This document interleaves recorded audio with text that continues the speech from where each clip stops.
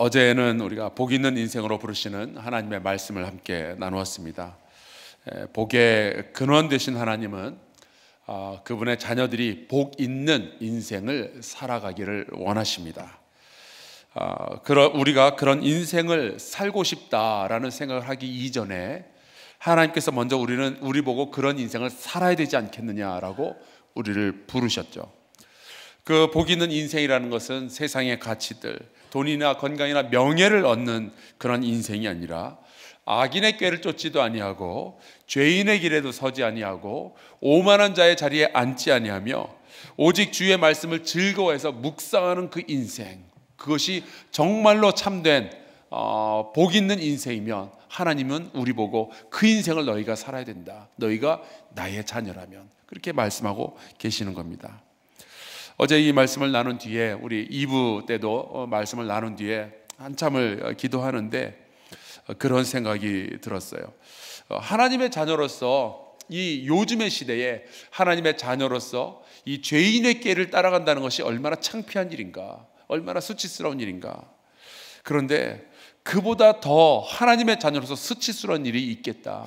그것은 우리가 그 죄인의 꾀를 따라가는 것이 아니라 내가 바로 그 죄인이 되어서 죄인의 꾀를 내가 생산하고 있다면 참 수치스러운 일이겠다 생각을 하게 되었어요. 그래서 우리가 기도해야 될 것들이 여러 가지가 있겠지만 특별히 하나님 아버지, 내가 죄인의 꾀를 만들어내는 인물이 되지 않게 하여 주시옵소서. 우리가 하나님의 말씀을 주야로 묵상하면서 내가 죄인 되지 않도록, 내가 하나님께서 원하시는 선한 인생을 살도록 나를 인도하여 주시옵소서. 우리가 함께 기도해야 될 것 같아요. 오늘은 예배로 부르시는 하나님의 음성에 대한 말씀을 같이 나누겠습니다. 시편을 보면은 우리 성도들이 좋아하는 그 시들이 있죠. 어제 우리가 함께 나눴던 시편 1편, 여호와여, 여호와 우리 주여, 또 여호와 우리 주여, 주의 이름이 온 땅에 어찌 그리 아름다운지요. 시편 8편, 여호와는 나의 목자시니 내게 부족함이 없으리로다. 몇 편? 23편. 내가 주의 영을 떠나 어디로 가며 주의 앞에서 어디로 피하리이까. 시편 139편. 이렇게 우리가 좋아하는 여러 가지 암송도 하는 그런 시들 가운데 150편이 있죠. 호흡이 있는 자마다 여호와를 찬양할지어다. 이 말씀은 사실 이게 주일 설교로 올 초에 그 예배에 관련된 말씀을 나눌 때 함께 나누었던 말씀입니다. 그런데 이 말씀을 준비하면서 받았던 그 감동이 쉽게 사라지질 않더라고요. 이 말씀 다시 준비하는데 다시 하나님께서 동일한 마음을 주시면서 내가 너를 예배의 자리로 부른다 말씀하여 주시는데 그 부분을 여러분과 같이 좀 나누려고 해요. 하나님은 우리를 예배의 자리로, 예배자로 부르십니다. 왜 부르실까요? 하나님이 혹시 일하시는데 힘드셔서 우리 성도들의 응원이 필요하셔서 부르시는 걸까요? 혹시 하나님이 외로우시니까 그 자녀들이 주변에 이렇게 쭉 둘러서서 있는 것을 보고 싶어서 그러실까요? 그렇지 않아요. 하나님께서 우리를 예배로 부르시는 이유들이 참 여러 가지가 있겠지만, 여러분이 예배 드릴 수 없는 이유를 100가지를 말한다면 하나님은 예배 드려야 하는 이유를 10,000가지를 말씀하실 수 있겠지만, 그 수많은 예배의 이유들 가운데 하나가 이거예요. 예배 없이는 우리가 살 수 없기 때문에 그래요. 우리를 만드신 하나님이 제일 잘 아시죠. 우리가 예배의 시간을 지키는 것이 아니라 예배의 시간들이 우리의 인생을 지켜준다는 것을 하나님을 알고 계시니까 그 자녀들이 망하지 않게 하기 위해서 우리를 예배의 자리로 부르시는 거예요. 그래서 시편은 복된 인생에 대한 이야기로 시작을 하고요. 그리고 그 복된 인생의 결론으로서 하나님을 찬양하라, 하나님을 예배하라 하는 이 150편으로 막을 내리는 거예요. 그 1편과 150편 사이에는 수많은 찬송의 노래가 있고 인생의 한숨이 있고 아름다운 감사가 있지만 이 시편의 결론 부분에는 예배로 부르시는 하나님의 음성이 있는 거죠. 할렐루야. 그의 성소에서 하나님을 찬양하며 그의 권능의 궁창에서 그를 찬양할지어다. 이 첫 절부터, 150편은 첫 절부터 너무나도 당연하다는 듯이 그 예배로 그 하나님의 자녀들을 부르십니다. 찬양하며 찬양할지어다. 여러분, 이유가 있어요. 하나님은 그 앞에 149편의 시들을 통해서 하나님의 인도하심을 받았던, 참 힘들고 어려운 인생을 살아가다가도 결국에 하나님의 인도하심을 받아서 그의 인생이 하나님을 찬양합니다라고 결론 내렸던 그 수많은 시인들의 인생의 이야기들을 그 1편에서 149편에까지 우리에게 보여주셨거든요.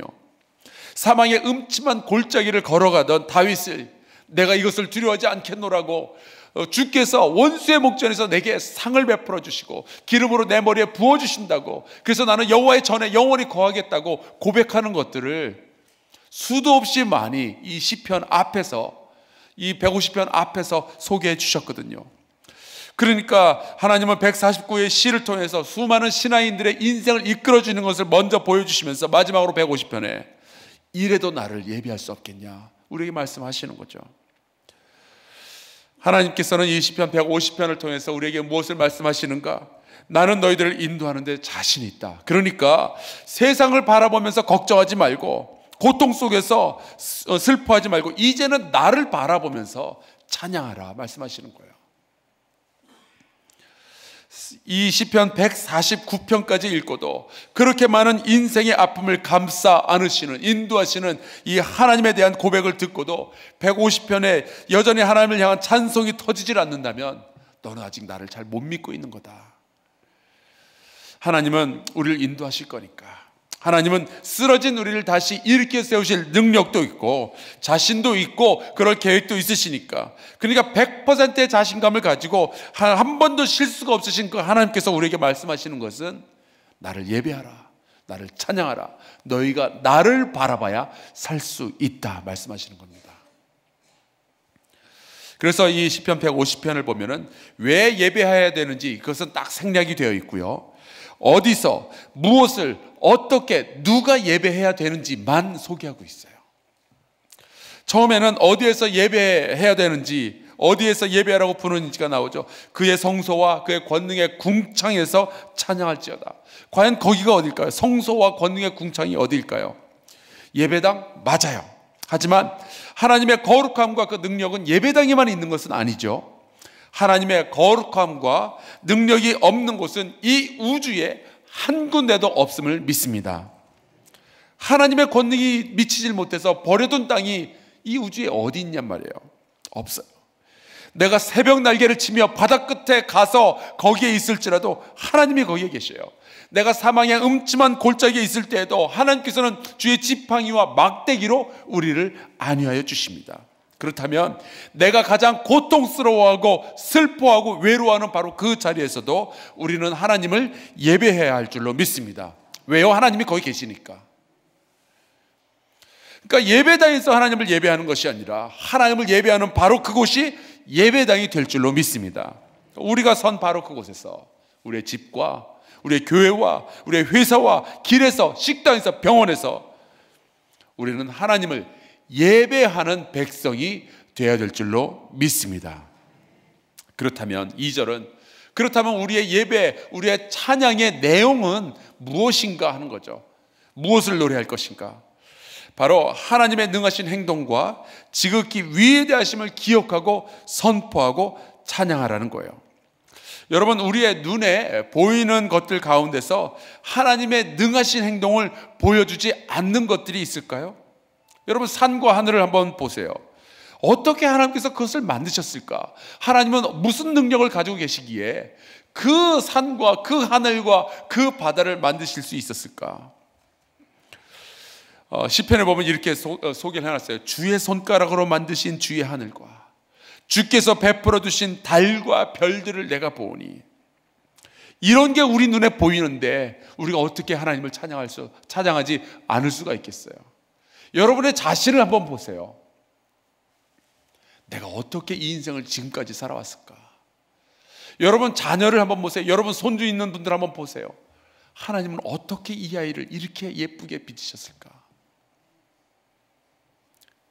하나님의 능하신 행동, 하나님의 그 권능이 있는데 우리가 왜 찬양할 내용이 없겠어요? 돌아보면은 찬양할 내용이 우리의 인생 가운데 가득 차 있습니다. 3절부터 5절까지는 그래서 무엇으로 찬양할 것인가 하는 거죠. 이렇게 되어 있어요. 나팔 소리로 찬양하며 비파와 수금으로 찬양할지어다. 소고치며 춤추어 찬양하며 현악과 퉁소로 찬양할지어다. 큰 소리 나는 제금으로 찬양하며 높은 소리 나는 제금으로 찬양할지어다. 7가지의 악기들이 쫙 나오죠. 여러분은 어떤 악기로 찬양하실 수 있으세요?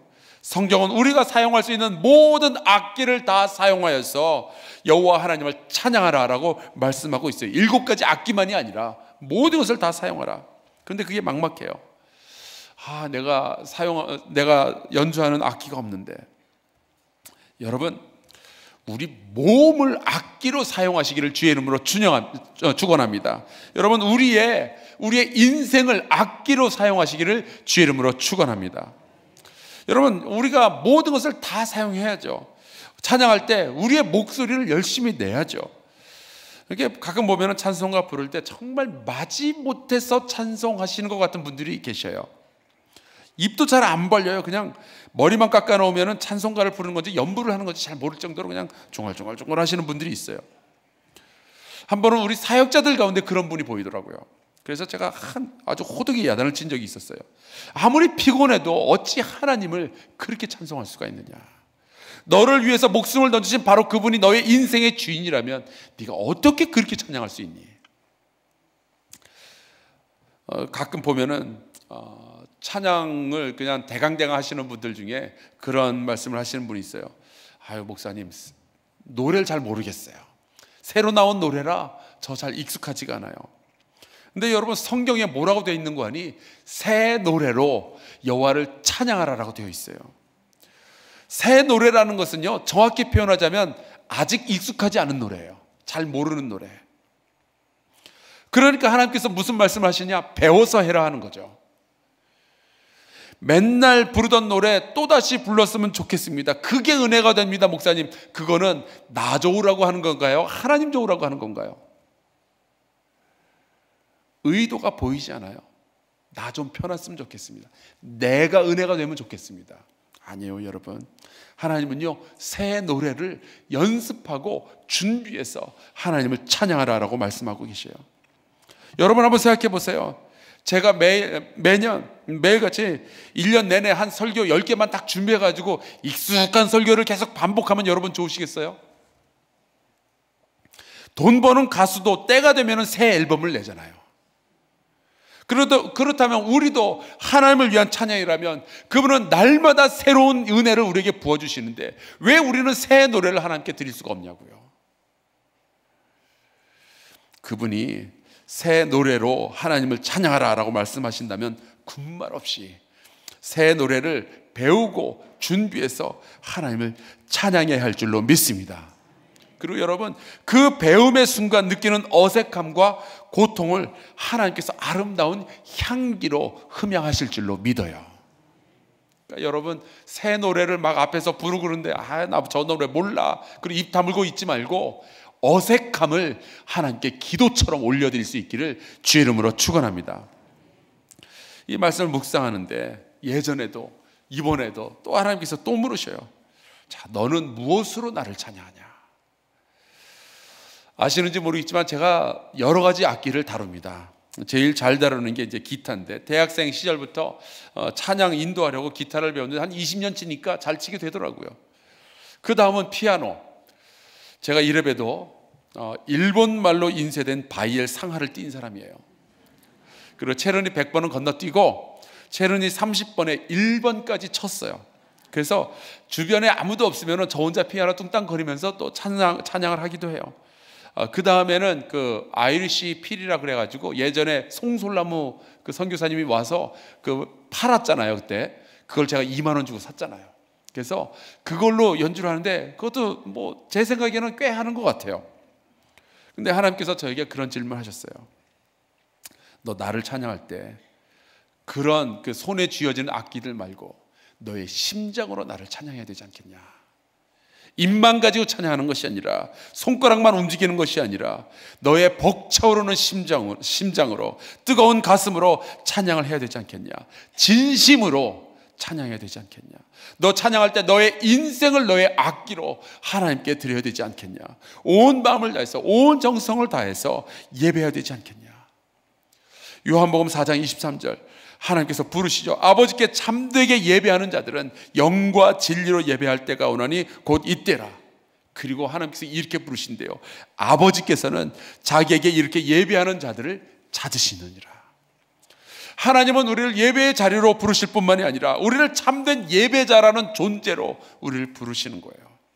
자기의 심장으로 노래하며 하나님 앞에서 전심으로 경배하는 자, 그런 성도가 되시기를 주의 이름으로 축원합니다. 그럼 마지막으로 누구를 예배자로 부르시는가? 호흡이 있는 자, 호흡이 있는 모든 자, 아직 살아있는 자. 무슨 말이에요? 죽지 않았다면 네가 해야 할 일은 하나님을 예배하는 것이다 라는 뜻이에요. 여러분, 오늘 호흡이 있다면, 아직 살아있다면 하나님을 여러분의 심장으로, 여러분의 인생으로, 여러분의 영으로 그 하나님을 예배하기를 주의 이름으로 축원합니다.